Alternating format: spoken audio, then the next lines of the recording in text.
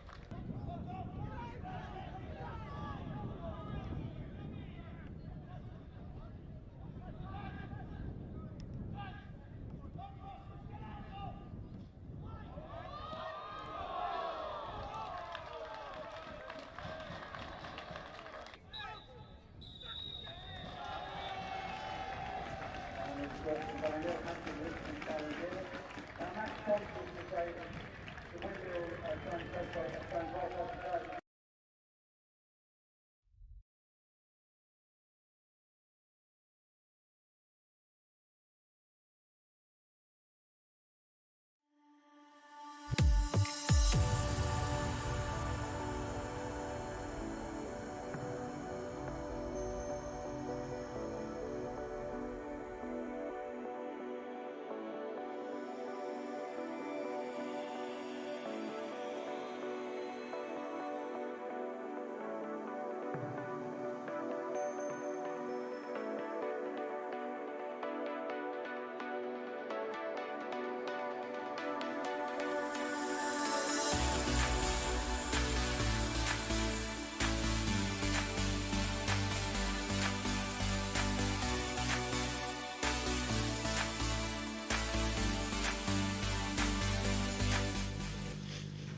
Welcome everyone to what is at the moment still the Chris Wheat Beverley Stadium.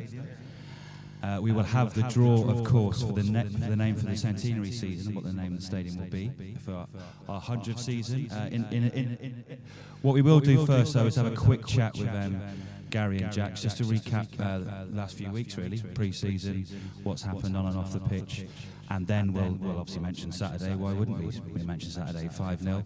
What an incredible performance, an incredible start that sets a real marker. And then we'll have the draw, and then we'll have the Q&A.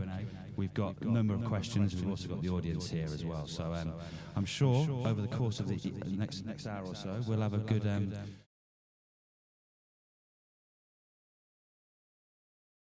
So always very open and honest, and hopefully you'll appreciate that. But yeah, before we get started, we'll hand over to some very good titles made by our very good colleague here, David Rees, who's done a real good job, not just this season and will this season, but last season with all our efforts on the media side of things. But yeah, here's the titles for tonight's draw. Have a look.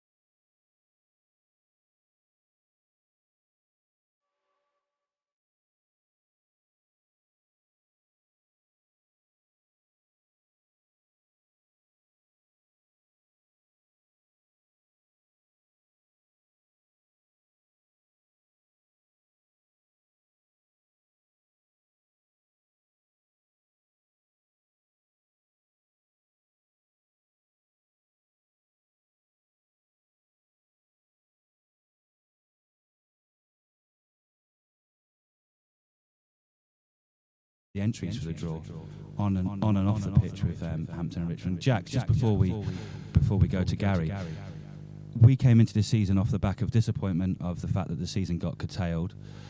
However, we very quickly, as a club, moved forward onto the next page and got cracking again. And you obviously you and the board gave Gary the resources to go again, shall we say? Yeah, I think it was it was a no-brainer really.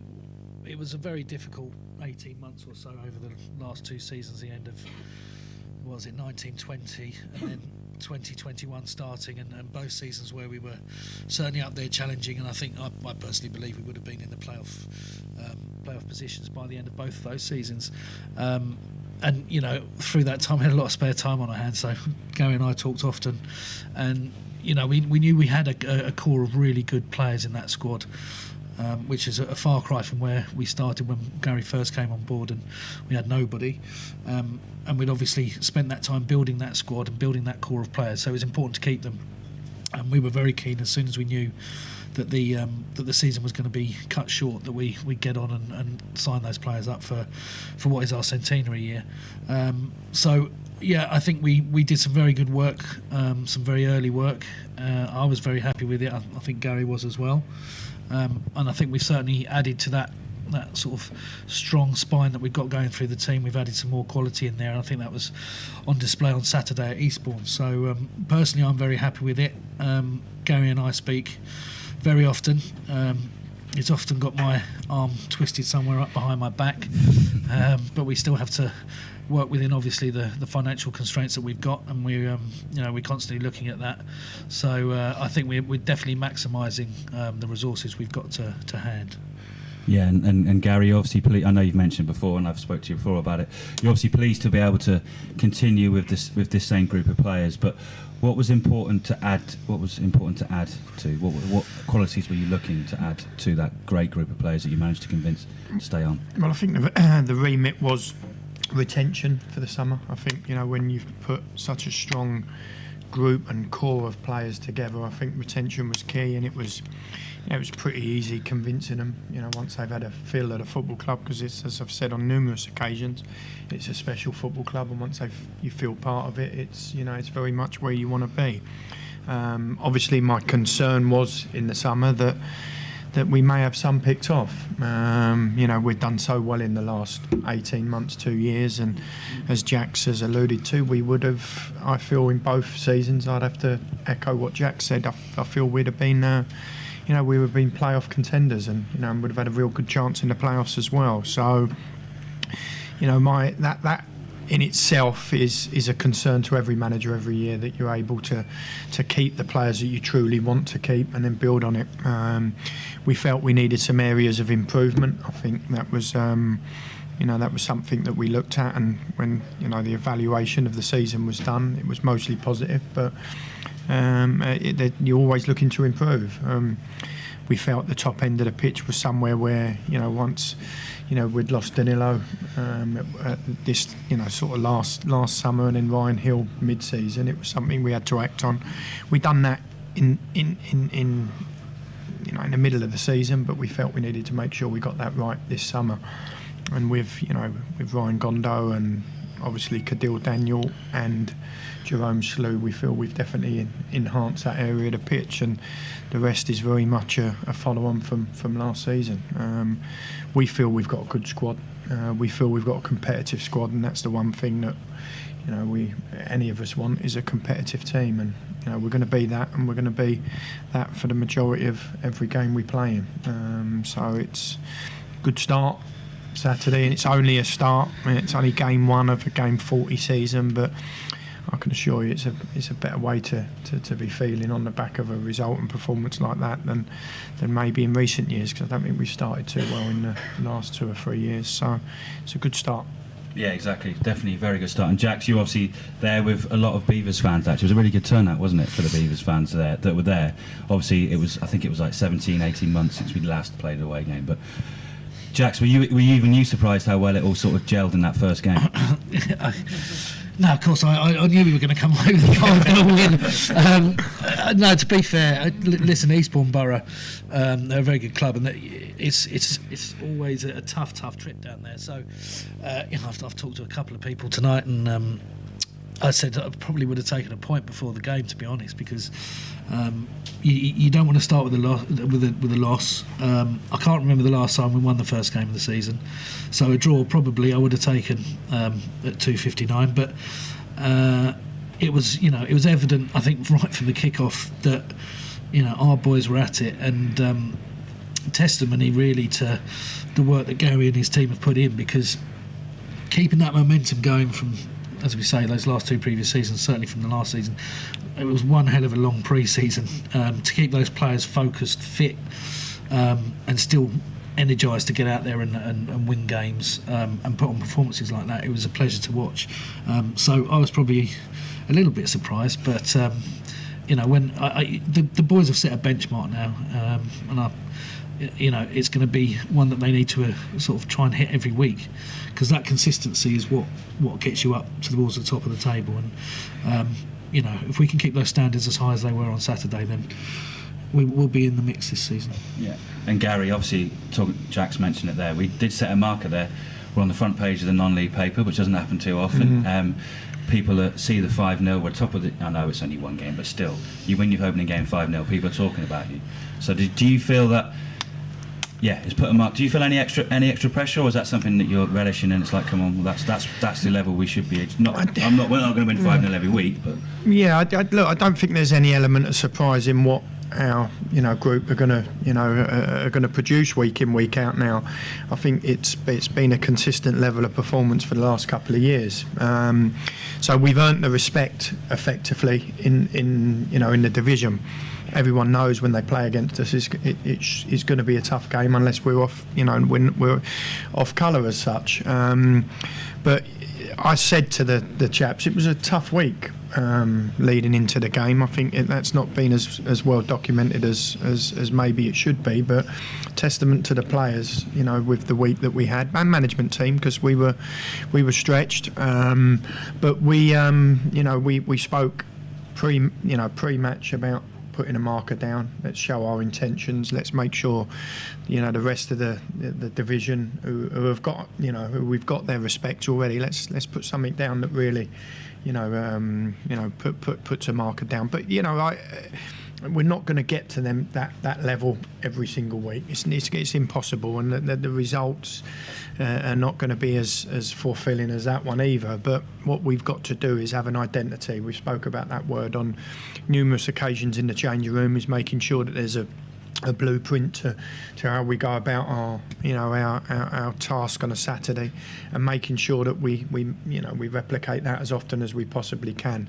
We're not going to be perfect every week. We're not going to have perfect results every week, but we're going to do everything in our power to try and replicate Saturday's performance.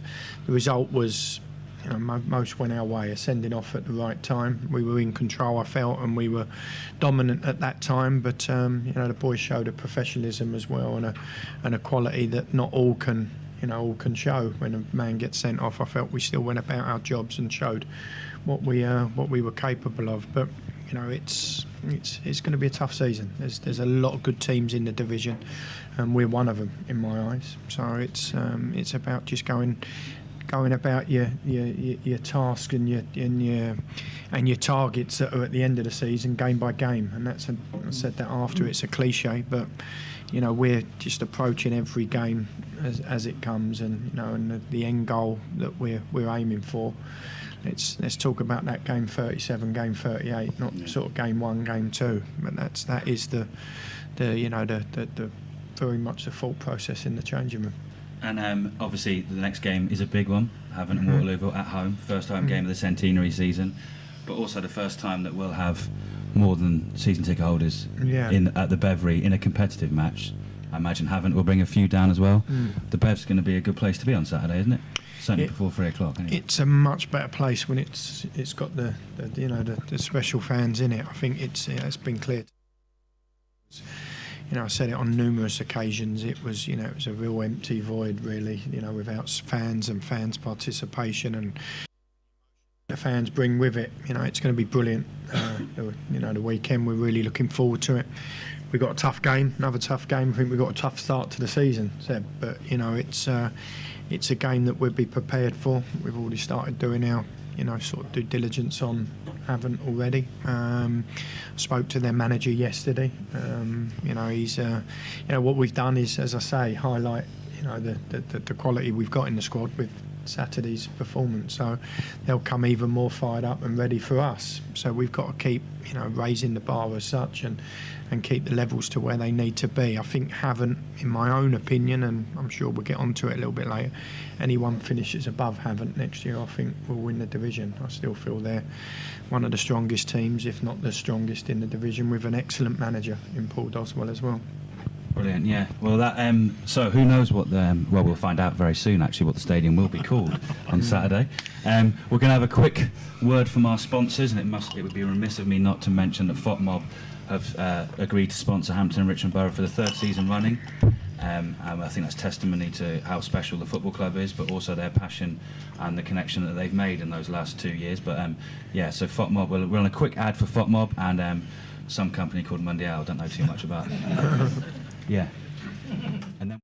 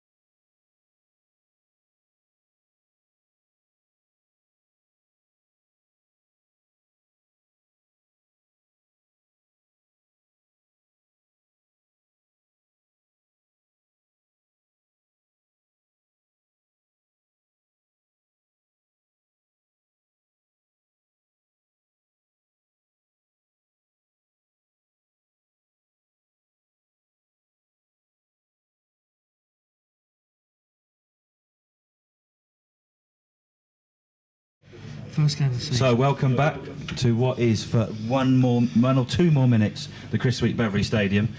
Thank you very much for joining us. And firstly, I must say thank you very much to everyone who entered last year, the very first time we did this.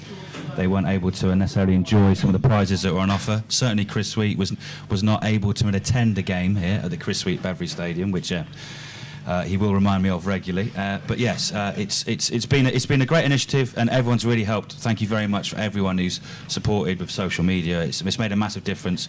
We had Asmir Begovic tweeting about it. We had Dr. Chris off the telly. We had Rufus Hound as well, who has also tweeted about it. So we're really happy with how it's gone, and it's just a nice thing to do, and it's something different to do, especially when in COVID, when things are more difficult than they would have been back in the day. But we're going to do the draw. We're going to do the draw just to run quickly through the prizes. We've got 25 pairs of match tickets as runner-up prizes.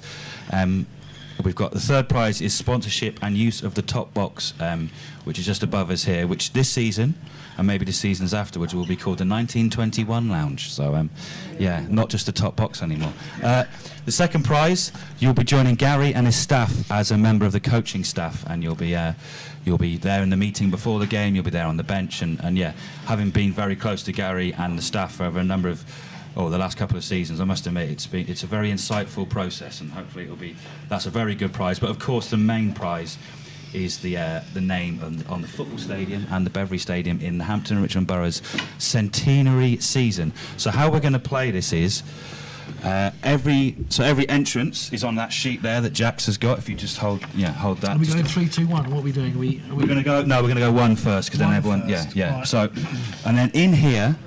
Last year we used an ice bucket from Hammond's Bar, which is now called the Beaver Bar. Despite that sign, don't worry, we are changing it.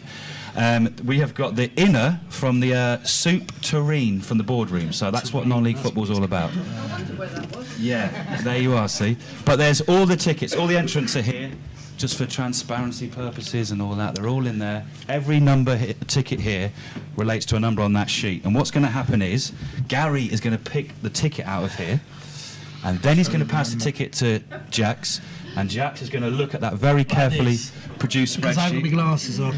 and then we will find out what the stadium is going to be called.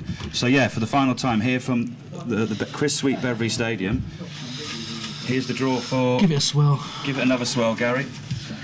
Make sure you get your hands on the warm balls, not the cold ones. So yes, you will in a minute. Someone's life will be changed forever. You will have a stadium named after yourself. The tension is palpable here. Yeah.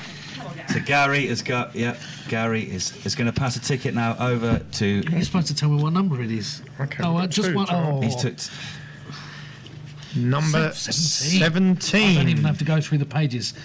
17. So our lucky winner is James Saul, and so this season we will be naming it the Cleo Saul Beverley Stadium.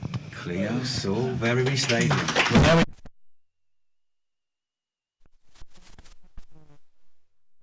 Name, but yes, Cleo Saul Beverley Stadium in the Centenary season. So Gary's going to pick the second prize, which is joining Gary and his staff as a coach. Number 451.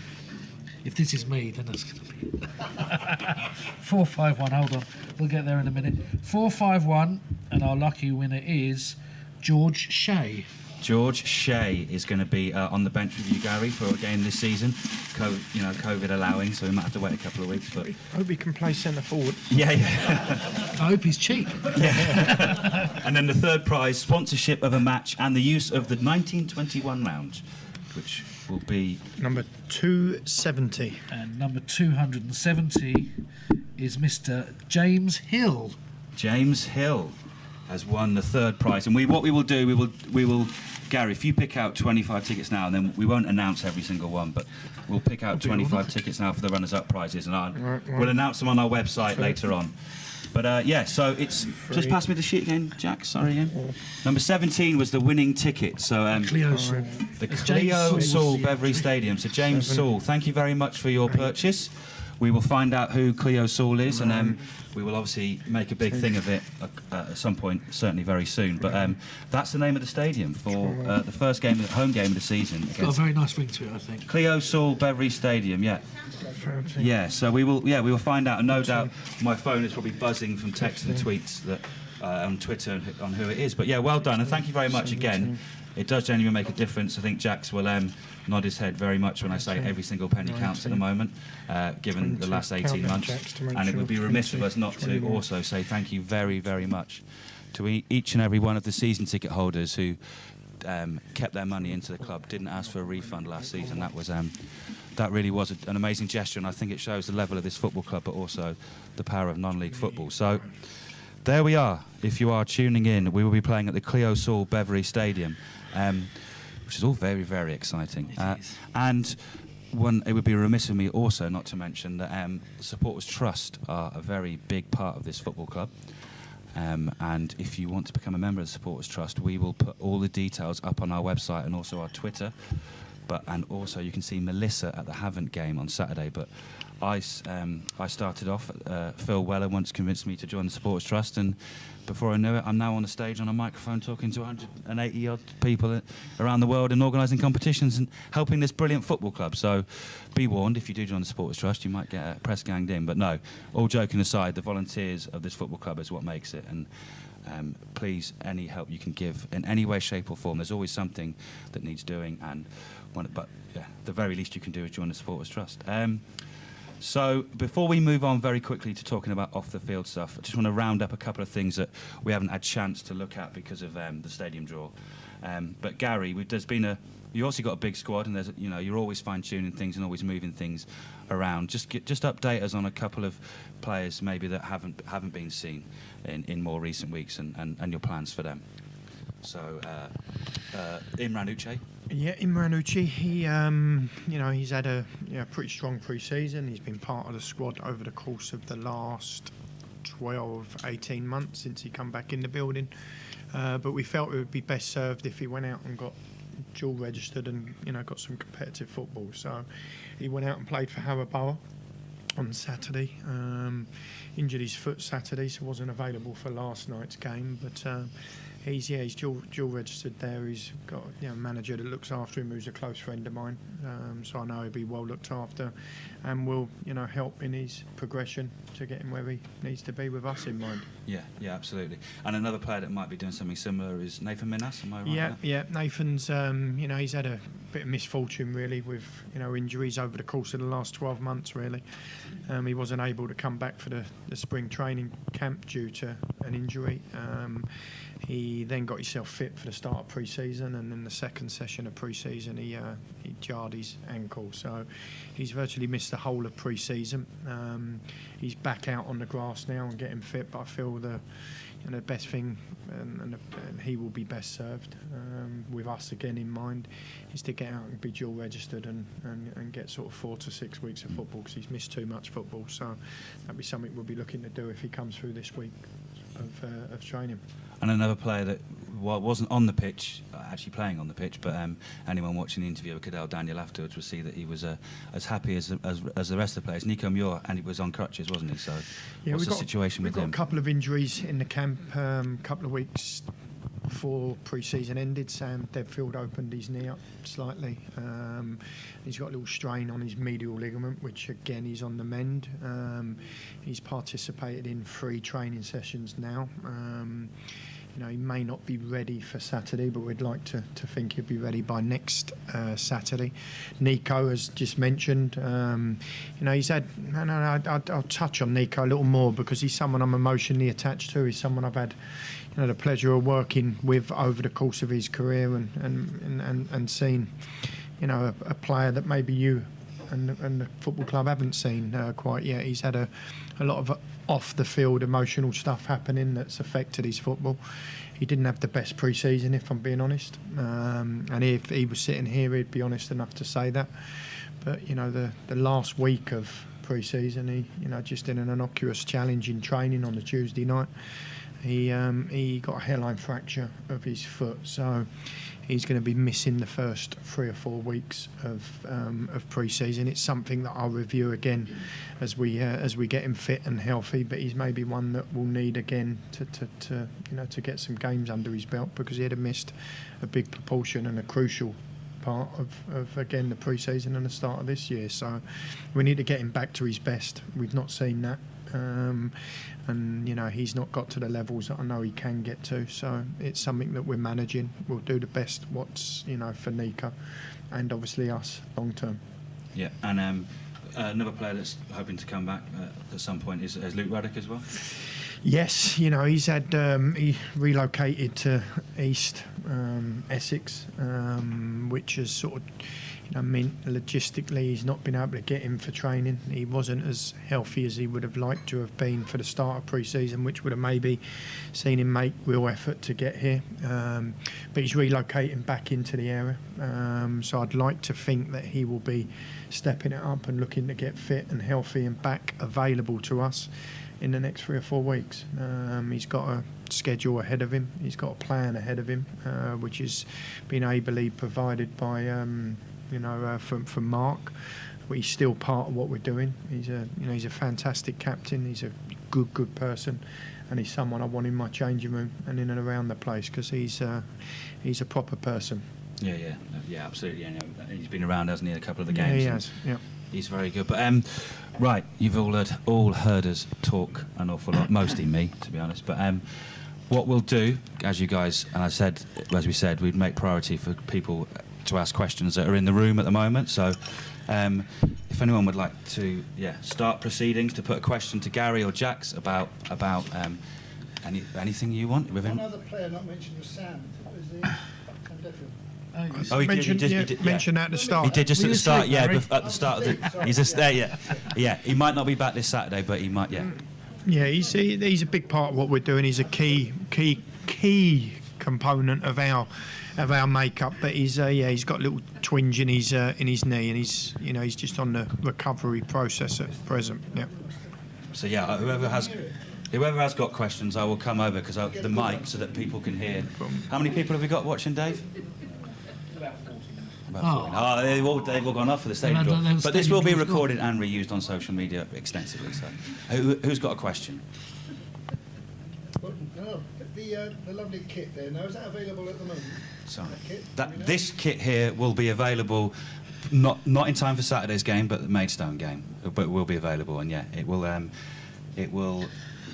Like it. Details to follow. Details to follow. Yes. Oh yeah, I don't. Yeah, Yeah, okay. slightly COVID and things like that have just got in the way a little bit. But we will have it for the Maidstone game, and we will be wearing it on Saturday. So the first team will be wearing it. But yeah. Someone must have some questions. Come on. Brilliant. We can all go home. Yeah. Well, I'll tell you what. I'll start off. Let's see if I can maybe stir some. Yeah. So, what? Right. Let's start with you. Let's start with you, Jax. How happy are you with the progress the club has made since you became chairman, and what do you want us to happen off the pitch in the Centenary year?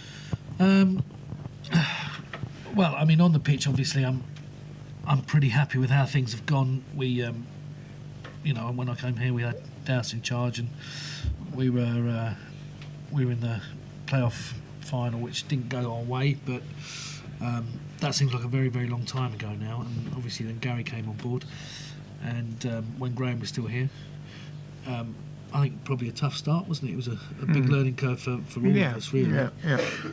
But I think since then, I'm overjoyed with how things have gone. It's been really interesting watching how Gary works, and I can't tell you how professional he and his team are. I mean, they go into the nth detail with regards to data and to the minutiae of everything that a player does during a game and during training and everything else. Sports science, who knew it cost so much, but it was certainly something I don't think we'd seen down here before, and Gary convinced me that it was something we needed to start doing, and certainly it's something that he utilises to great effect. And it, as I say, it's really interesting to watch how he works. It's a great process that they go through, and I think these days we go through, we talk about identity and processes and projects and all of this, because we sort of try and businessify football. And I think you have to some extent, because you've got to keep up with everyone else, and that's how everyone's approaching it. And it is more and more professional down here now, I think, with regards to the footballing side of things, and certainly off the pitch as well. And yeah, I'm very happy with how things have progressed. We've seen great work done with regards to the terrace, all the ground grading things that we have to get done. Super work from the likes of Phil Weller, who's put a lot of work into that. Melissa Gillings, they've been great with regards to getting Football Foundation money on board to support that sort of work. What we're going to see this year is hopefully we're going to see some floodlights in place. That's the next big project that we've got, and I'm sure you'll probably understand that floodlights aren't cheap, and much as we love the floodlights here, I really do love those. I've got a special place in my heart as well with those floodlights. Unfortunately, they are definitely end of life, so it's something that we've got to look to replace this year. So that's going to be our priority project for the year. But I think off the pitch as well, we've certainly professionalised things a little bit with just the infrastructure of the club and how we approach things on the business side. And we've brought great people in like Seb to support that work, and he's been invaluable. I think no one can argue that our social media presence, and I would hope that the communication that comes out of the club is certainly a lot better than it was 4 years ago. It's something that we continue to work on, but we have to remember that all of these people are working for free, and they have to make a living as well on the side of it, so we need as much support as possible. And Seb said about volunteering as well, and I'd echo that. Something I bang on about a lot, but if it wasn't for the volunteers, it'd be very, very difficult for this club to survive at this level, because we survive on our volunteer workforce, and it's critical to have them in place. But I think all in all, very pleased with how things have gone at the club since I came here in 2017.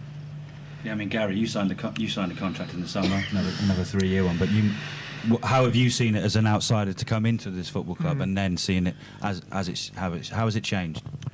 I mean, I spoke, didn't I? When I initially took over, I'd been at a football club for a long time, and it had been, ingrained in me. It was a big part. I had other options over the course of my time there, but just didn't feel each one was the right move as such. And soon as I sort of, sat down with Graham and Jax and this opportunity arose, it was, it just felt right immediately, and it's continued to feel right. Seb, I've been here 3 seasons now. 2 of them obviously have been curtailed and troubled with COVID, but I've enjoyed every moment of it, and it was a pretty easy discussion when we sat down. When some would maybe raise their eyebrows at 3 years, but we've got a plan in place. This group of players is going into its 3rd year of being together, and I always feel that sides work in 3-year cycles, and you've got to start seeing some success and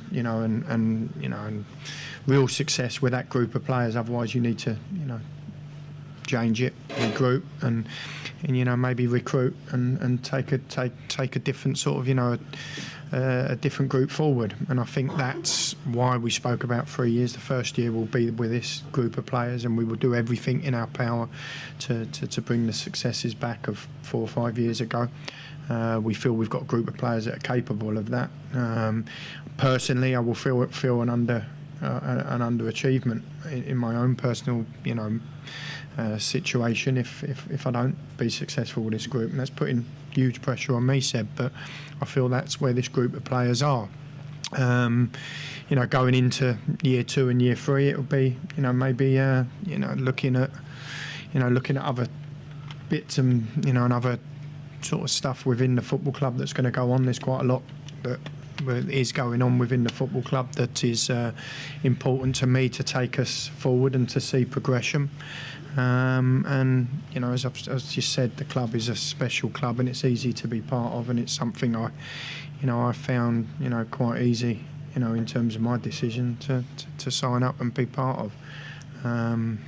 Jax is a good man. Our working relationship has been getting stronger and stronger. I think we can both see how each other work, and I think there's a mutual respect, which is important. Let's hope that we've got some successes at the end of this season, so that group of players stay together in a different division. I would also like to say something which I didn't say about before. That another thing that I'm very proud of that's improved since I got here is the academy, because that has really come on leaps and bounds since when I came here, it was very much a tick box exercise, and something which I don't think really was seen in any sort of good light for the football club. And Steve Bates has been absolutely excellent since he took over, and I can't speak highly enough of the amount of work that he's done to get the academy to where it is now. And it's something that we also look to push on with over the next couple of years, to still start growing that, and we've seen some of the academy boys coming through, getting first team opportunities, and it's something that we continue to work on going forward, because I think that's really an important part of it, and certainly in non-league football, if you can get 2-3 players coming through at the end of every school year, as it were, and into your first team and around your first team, then that it's great for player development. It's great for bolstering your squad with some talent, and hopefully you also unearth some gems that you can maybe see move forward into league football. So that's something I'm also really, really proud of since we've come in the way that academy has moved forward. Yeah. And I see the importance of that, is that there needs to be a route path for the academy, and that's something that I've spoken in detail with Steve about. Steve is, doing his utmost to make that group of players as strong as it possibly can. He's done a brilliant job, and I've again worked closely with Steve, and we've seen, the fruits of his labour really in and around the first team this pre-season, where plenty of minutes have been given to some really talented young players, and that's credit to Steve. 2 seconds now. I've got one more question, and I'm going to throw it out to everyone else, but only because it's been asked by at least 3 or 4 different people. You mentioned we might have the floodlights are going to upgrade, the academy is going to progress. Like I said, 3 or 4 people have emailed and said a lot of clubs, or certainly more clubs, are increasingly looking at artificial pitches.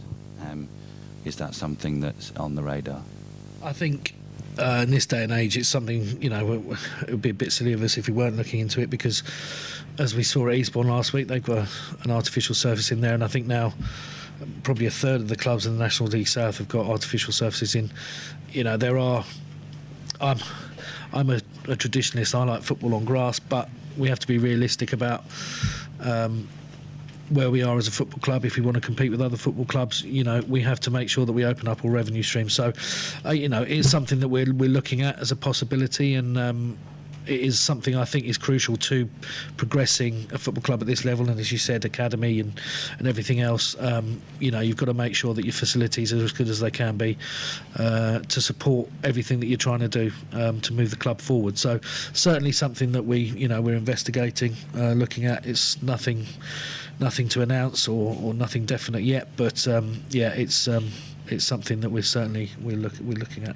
And from a football perspective, I'm no different to Jack's. A good grass pitch is the best surface to play on. But if you want to bring and I've seen it firsthand.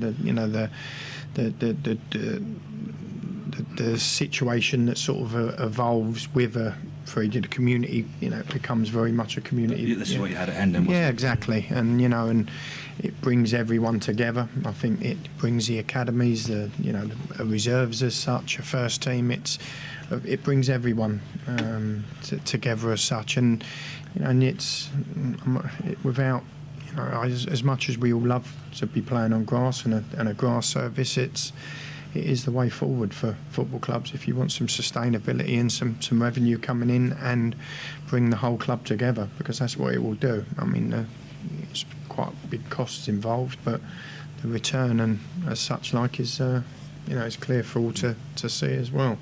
The stronger clubs, and I'm going to say it to Jax, the stronger clubs in our division are with artificial surfaces, so haven't Dorking. Exactly right. Exactly. So you don't want to be left behind. So it is something that's got to be considered and discussed for sure. And going by our away record, also we play much better. Yeah. I think we won the last 8 times, anyway, but yeah.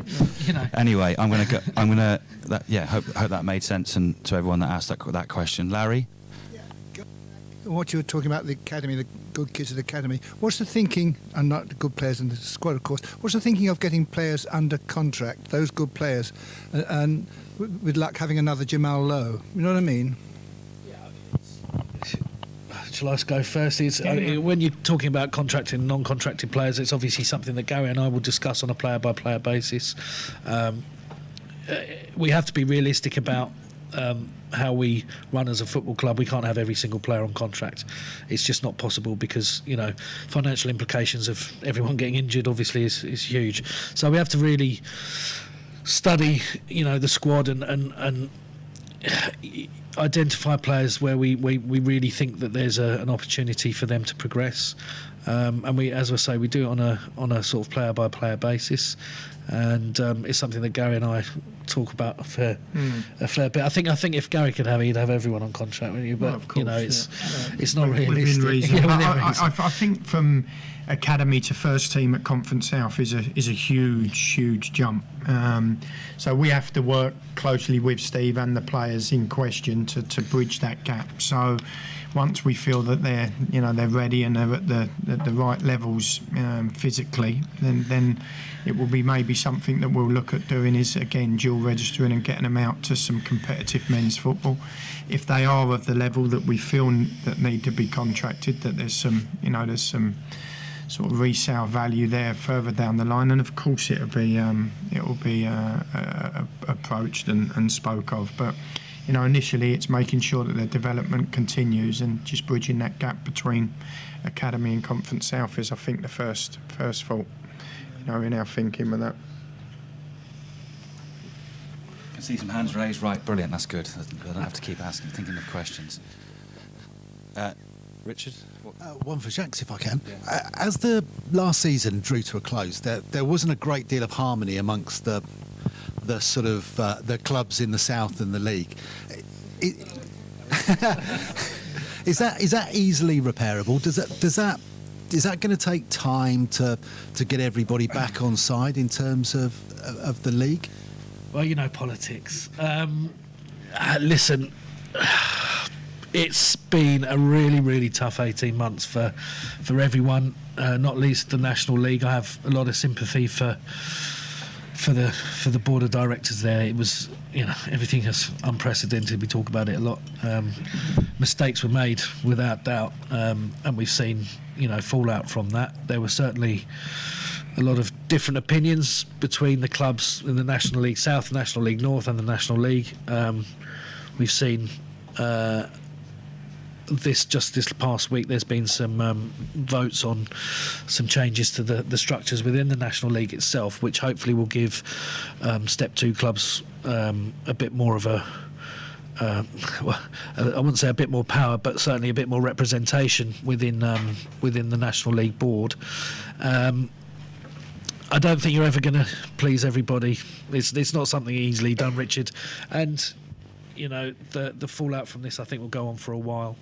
There will always be some dissenters. I would like to think that during the whole thing, we as a club handled ourselves as well as we could. I don't think it's always good to wear your dirty linen in public, which each to their own. But yeah, it's been a very difficult and trying situation. I just hope that for the benefit of the whole of the National League and all of its member clubs, that we do see some change, which definitely needs to happen, come into effect over the next season or two. And it's going to be interesting. And I won't miss having the Zoom calls. I mean, it's gone from an AGM and maybe the odd EGM to Zoom calls all the time. So not something I'll miss, but we'll see. Definitely we'll see change over the next couple of years, I think. Phil's nodding his head about the Zoom calls there in the corner. Larry, you had another one, did you? No, not. No, that's fine. Don't worry. It's been covered. It's been covered. That's fine. Phil. So over the past couple of seasons, the away form's been pretty much outstanding, but home form possibly not so good. So how do we turn Beverley into a fortress this year? Good question. If I had the remedy for that, it would be I'd bottle it. But I mean, look, we know our home form's got to be better. Are we set up and more suited to be in the away team? That's something we've addressed and spoke of as a management team. We do play with a certain style that maybe is more geared to an away team, but do we change our approach being the home side? That's something, again, we've discussed tactically, but we've got to make this definitely somewhere that's difficult. I mean, I'm going to say it, and I mean, you walk through the gates, the first gate. This is a special place. You walk in, it's a tree-lined stadium. It's got a beautiful surface. Changing facilities are fantastic. You're greeted in a way that you don't replicate in most grounds and stadiums around the place. I think most teams get and enjoy coming here. I think that there is a factor in that. But getting away from that, we are homing in on a home form. That is something that we know if we want to be successful and really successful next year, we've got to make sure it mirrors or betters our away form, because we can't solely rely on that. And the last 2 years, I mean, I think one of the runs last year was sort of history making, wasn't it, with away wins? So it's got to be better here. And this I mean, there's an added pressure when we play at home, because we've got vocal support and a good support at home. So we've got to turn that noise and emotion into wins, and we're geared to doing that. Talking of noise and emotion, I think the person who had his hand up next was Alec Barry, who's obviously one of the main reasons for that. But no, I mean, you were. Go on. What was your question? So it's more tailored to Jax. If the very possible happens and Gary takes us up, are there plans in place for us to financially survive? Good question. That's a very good question. Yeah, listen, to go up to the National League is a big difference. There's logistically, Just speak on that. Yeah, I know. Thanks. Yeah, logistically, obviously, just your average match day is going to change. So you're going to need more stewarding. You need more staff in the bar. You're going to need this. You're going to need that. There's a huge amount about that. The travel, everything else, the players, the management, everything comes at a financial cost, and there's no doubt that it will be a huge impact if we do go up, and it's something that we're working on. When I came into this club, and the things that we're doing, what I've always talked about is sustainability, and that's why we're looking at things like possibly putting in an artificial surface, because as as wonderful as this club is, we have to be realistic about the fact that it really is a village club that's punching above its weight. Let's not get away from that. So what we need to do is just, try and keep growing it and growing it and growing it and making it as sustainable as possible. And there's no doubt that when we go into the National League, we'll have a real go at it. But we'll still do it within, the realistic confines that we have here. So it'll be a hell of a challenge, but I think it's one that we will take head on, and let's hope we get the opportunity to do it. I mean, it's, we've got to get there first, which is the hard part. That's the really hard part. Well, of course it is, and if that does happen, then the challenges for us as a management team and a change room will be the greatest I've experienced. There's no question of that. It's a division that I spent, the latter stages of last season taking in a lot of games. I went to a lot of games. I watched a lot of games, and it's a demanding division. We would have to do it differently, Alec. There's no question that we would be, I would guess the smallest budget in the division, but that in itself will be a challenge that we'll embrace and one that we'll use as motivation to succeed.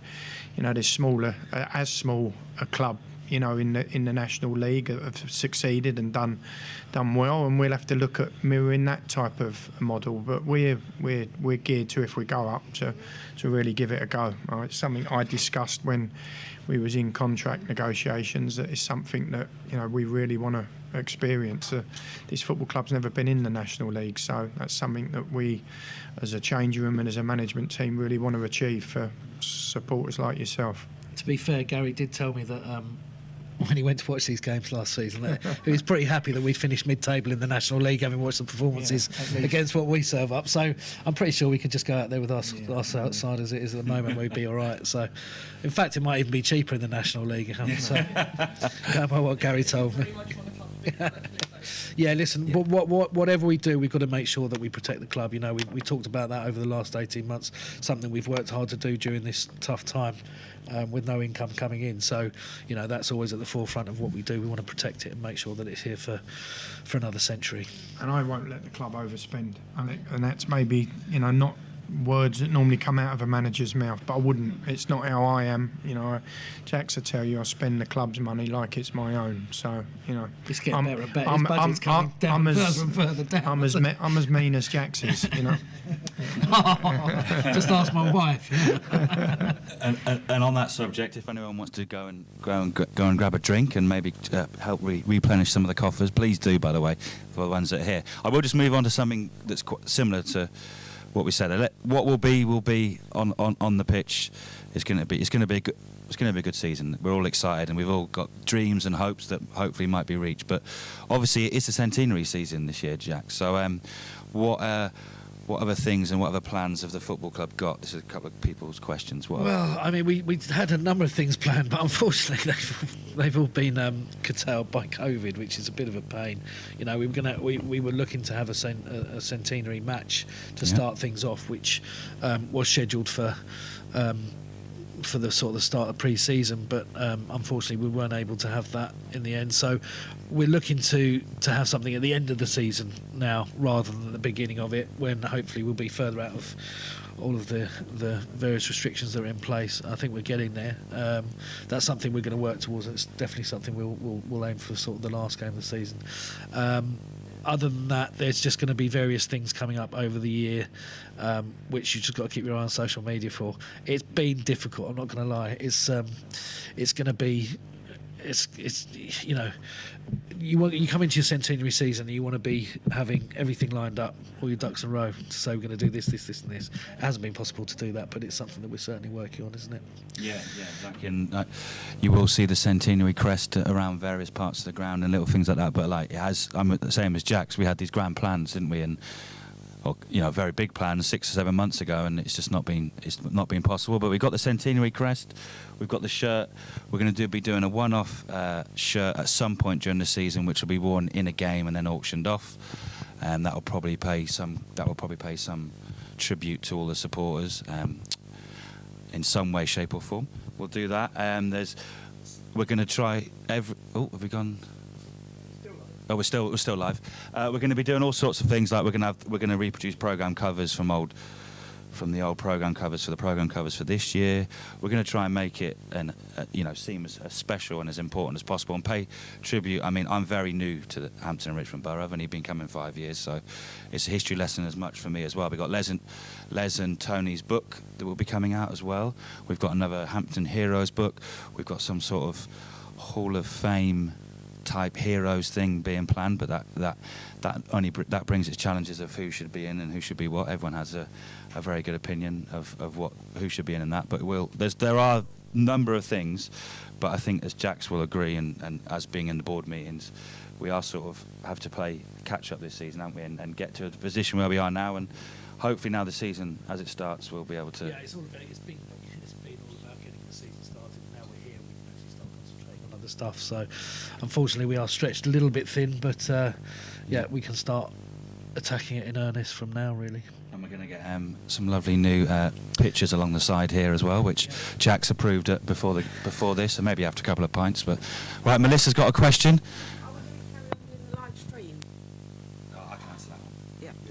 I can answer that one. Unfortunately, we won't be carrying on the live streams because of the rule, a FIFA rule that says that we can't. So no one will be able to do it in England. You're not allowed to do it at 3 o'clock. Yeah. It's a long-held. It's a long-held rule in football that was relaxed because of the circumstances last year.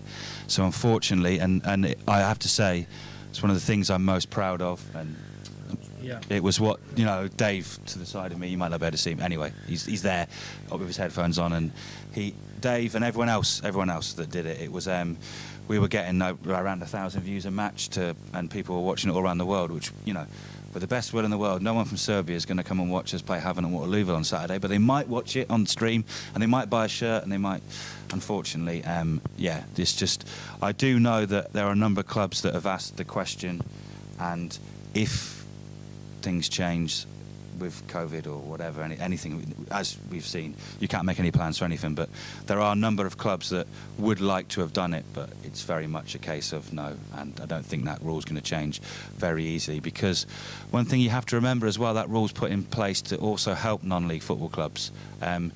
If you relax that rule across the board, then that means someone could stay at home and watch Man United play Fulham or whatever. They won't be playing Fulham, obviously. Sorry for the Fulham fans. They're in a different league this season. I'm not just saying that because he's a QPR fan, but so, if that rule was relaxed, then I would. This is my personal opinion, that the bigger fish and the companies would obviously say, well, if it's all right for them, it's all right for us, and money will eventually talk, and maybe there'll be 100, 200 people that might not come to the Beverley on a Saturday because they can stay at home and watch their Premier League team or their second team. So. The Clio Saul Beverley, which is obviously the reason we're all here. So, well, what time is it? We'll have another 5 more minutes of questions if anyone has got any. Larry has got one. He's remembered it now. It's not about Sam Deadfield again, is it, Larry? No. Yeah, if Sam Deadfield plays. Now, Gary, what is the chance of you getting us to at least the second round of the FA Cup? Gary, what is the chance? Yeah, I mean, when Gary mentioned it, Gary mentioned it. We've never been in the National League, but we've also never been in the second round of the FA Cup. Gary's been there twice against Oldham. Both times, I can definitely say we were unlucky, weren't we, Gary? Yeah, very unfortunate on both occasions. But yeah, I mean, that's a challenge for the changing room. Again, you're trying to create history all the time and trying to better yourself on a year-to-year basis. I mean, obviously going one better next year will be special, very special, but we'll do everything we can. I mean, the problem that you've got with the FA Cup and with any cup competition, anyone will tell you it is a little luck involved in the draw. It needs to be as kind as it can be in the first 3 rounds to get you to the first round, and then it's dependent on the draw again. But we'll do everything in our power, Larry, to go one step further for you. Yeah, exactly. Fingers crossed.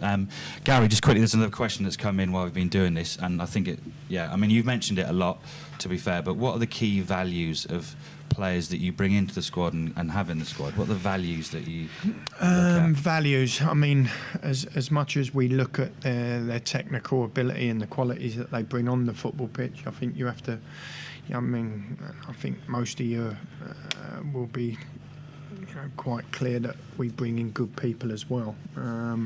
You have to fall very much into the remit of the change room. You need to have a set of morals within your makeup. You need to be have a selflessness about you. I think you need to have a team mindset over and above an individual mindset. And they're aspects that I sort of demand really and really look for in any individual we sign. I think the first 2 seasons, when you look at the first 2 seasons of recruitment, we were working a little with our hands tied behind our back. It was an empty change room both times, so there was a little bit of panic in what we done in them first 2 summers, but we tried to make ourselves as competitive as we possibly can. But in the middle part of the second season and last season, I think we got just about the balance right. There's been 1 or 2 that have fallen short of what's required within the changing room. But what you're trying to do is make sure you've got good people as well as good players. I say that regularly to you, Seb. So that's something that we look at. Excellent. And demand. Yeah, exactly. And there was one other question, Gary, for you. When is your losing weight fast fitness video being released? I don't know, but I certainly haven't seen it. I'm keeping it hidden from Jack. No, we want to. Health-wise, you had to motivate your mind with something a couple of 18 months, 12 months, 18 months ago, and when the season curtailed in February, it was just something I put my mind to. I just felt, I had a little health scare, should they say, that maybe sort of, triggered my mindset into where it was and accelerated it really. With the help with my wife, we've exercised nearly every day since. Not many days off. We eat a diet of moderation, should we say. I've not really cut too much out. It's just been the exercise and staying active. But I feel a whole lot better for it. I know that much. Yeah. It's not going to let me shout any less in the dugout, I can assure you. But Yeah, exactly. I saw you pacing. Even in pre-season, I can see you pacing up and down the dugout, getting those step counts in. But yeah, Gary's made a very good point. It's just, exercise and getting out there. And it's a lot of walking, isn't it? You do a lot of walk. Yeah, that's it. It sounds simple. But yeah, Phil Weller's got a couple of questions, I think. Yeah, first one is to go. Just let you know the Guinness is on the bar when you want to pick it up. That's fine. What I'd like to ask, referring to last season, it was curtailed, but there were some excellent performances. Had we had an end of season awards, who would have been your top 3 players of the season? That's a good question. Good question. What do you think about that, Gary? Yeah. He's been sitting there working that one out. To be fair, there was another question asked by someone else here earlier on about end of season awards. We didn't have one, so yeah. I mean, it's when you're this side of the, and you're within the management. It's very difficult to pick one. One individual out. I mean, Phil's given me the option of picking 3 there. He's sort of, he's covered that base as well. But I'd have to say Dean Inman was one of the standout performers last year. We had some problems with health in Luke and Charlie, who were 2 really important members of the squad. You'd have to say that Alan Julian in his youth was excellent last year. So you'd have to say them 2 were very, very good. Phil would like me to say that the Flying Scotsman down the left side, Rue Donaldson, he was, he was. I mean, we adapted his game. He come into the building as a left back, and we made some adjustments in his game and gave him some pointers to be able to play a little bit higher, and that was really with the emergence of, I feel, one of the best left backs in the division in Kyron Farrell coming into the building. So we wanted to get 2 really good left footers in the team. So some adjustments were made there, and I think he's taken that very much on board and been really, really important to us. But I always look at the collective. It's never about the individual. As much as you want some quality and you want some standout performers, individual brilliance will win you games, but collective qualities will get you in and around the playoffs and hopefully get you promoted. So it's very much about the team more than it is any individual. Yeah. Phil. Yeah. Let me tell you, Phil's work over the course of the last 12 of months course, has not gone unnoticed. I know by all, but us as a change room, he has been, Yeah. as our COVID officer has been brilliant as well. Yeah, let's hope. So you was in that top 4. Yeah.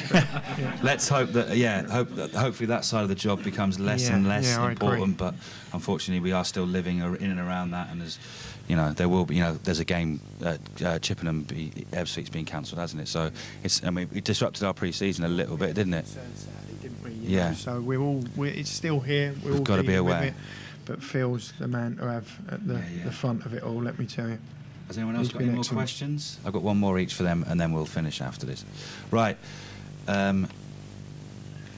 Jax, my next... Oh, I've bloody forgotten the question. No. Jax, it's you've been part of this football club for a long time. How proud are you now, sat here as we go into the Centenary, knowing that we go into Centenary strong on and off the pitch? How proud are you that you are chairman or chair of Hampton and Richmond Borough Football Club? Yeah, listen, it's been somewhere I've come for a long time, on and off during my youth. Certainly, I used to come down here with Alan a lot, and if 5 years ago you told me I'd be sitting here as chairman, I would have laughed at you. I mean, it's not, it was never something that I planned or anything like that. No, definitely not laughing now. I used to have beautiful, thick, lustrous, dark hair. Look what's happened to me. No, listen, I'm immensely proud. I'm proud of what we've done since we've been here. I'm proud of where we are now, and I'm proud of everyone at the football club. We say that we repeat the same things, but it is as a collective. It starts in the kitchen. It starts with Tracy. It starts everywhere around the place. It starts with volunteers, and then the end product is what you see on the pitch. And it's very much everyone is just as important as everyone else. And it's I came into this football club thinking, oh, how hard can it be? Well, it's bloody hard, and if you haven't got that support around you, you can't do it. It's simple as that. It's if we had tens of millions of pounds thrown at it, yeah, of course we could, but we haven't. So it's I'm very proud, and it's a great place to be. And what I hope is that this season runs smoothly. We don't have any more problems with hiatuses or anything like that. We see more and more people coming through those gates there. The football we see out there is getting better and better, not just away from home, but at home as well. And that we can really start celebrating what is a momentous season, a centenary season for the club. And I hope we're having a really nice celebration party at the end of it. With a good celebrity match and a big old booze up afterwards. That's what I want to see. But yeah, all in all, I am very, very proud to be chairman of this football club. That's very good. That's very good. And yeah, what would you say if anyone is listening or watching rewatching it back or whatever? Jack's email is chairman@hamptonfc.net. He's more than willing to take any interesting emails about sponsorship, volunteering, or anything like that. Please. I genuinely do. I think there was even a couple of people last year that came on board and he was there on Saturday against Eastbourne, and he was just like, I've only been this is his first away game, and he said, is it always like this? And I was like, that's not always like this, but it's always like this on the terraces because the people are great, and if you know someone who likes a bit of football, has not been able to experience football obviously for the last 18 months, always got sick of VAR, has got sick of this, please bring them down, because it is a great club. And Gary, I'm going to end on the fans, because I always do in the interviews, always bring it round to the fans, because they're always not just important, but what is your message to the fans? What role can they play this season in again being part of that collective and then making that 1-2% that's going to make us even better on the pitch? Well, I think what we experienced last year told you the importance of fans and our fans more so than most. Without them, we are nothing. I think when you're a community-based club like we are, with lots of volunteers, we need that fan base to be as strong as it possibly can be. I'd like to think with what we're doing on the pitch, on the grass, that will continue to grow. You know, they are everything to us. The players spoke of, you know, every time you spoke to one of the players, they said how important they were to us, and I echo that. I echo it, you know, from and I will shout it from the, you know, from the rooftops. They are, you know, without them, we don't exist. So, you know, we want them to be, you know, proud of what we're trying to do on the football pitch, and that's, you know, the reason we step out onto the grass is to make them fans as proud as they can be, to, you know, to represent, for us to represent this football club, and for them, you know, it's very much, you know, that identity that we want on the pitch to relate to them. So going forward, we will do everything in our power to be as successful as we can be, because they deserve it. They really do. It's a special group of supporters, and I'm proud, as Jack is, to be manager going into such an important season in the club's history. And there's no better season than for us to be successful for them special supporters. That's brilliant. Thank you very much, both of you, again, for your open and honesty, and thank you very much for everyone as well for sending their questions in, and thanks for you guys turning up. And yeah, basically, we'll see you all again very soon at the Clio Saul Beverley Stadium. That's what will be known as for this season. We'll find out a bit more about the background of that. Thanks to everyone else who entered. We will be announcing the runners-up prizes as well. Pair of match tickets. I think most of the people that won the runners-up tickets are coming on Saturday for the Havant and Waterlooville game, so fingers crossed they get to see a good game. But yeah, I don't think there's much left to say apart from thank you very much to Gary and Jax and everyone else at the football club for making the football club for what it is. It's a truly special football club to be part of, and I'm genuinely excited and hopeful for what might happen this season. And even if the achievements don't what we want achieve, then we're all stronger together, and we're all a good collective. So, and that's what non-league football's all about, and we're as good as anyone on that. So, thank you very much, everyone, for joining us, and thank you, and we'll see you soon.